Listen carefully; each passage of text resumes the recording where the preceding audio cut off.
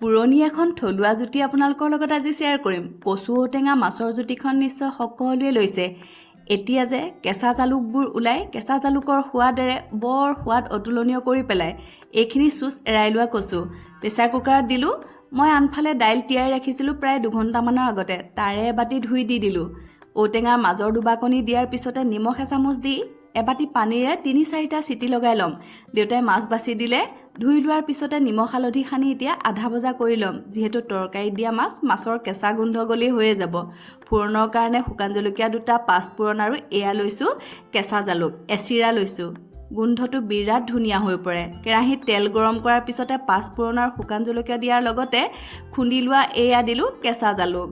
হালধি দিয়াৰ পিছতে ভাজি থাকিলোঁ। আনফালে চালোঁ প্ৰেছাৰ কুকাৰত চিটি লগাই লোৱা 3-4টা দাইল, কচু, ঔটেঙা সুন্দৰকৈ সিজি আহিলে।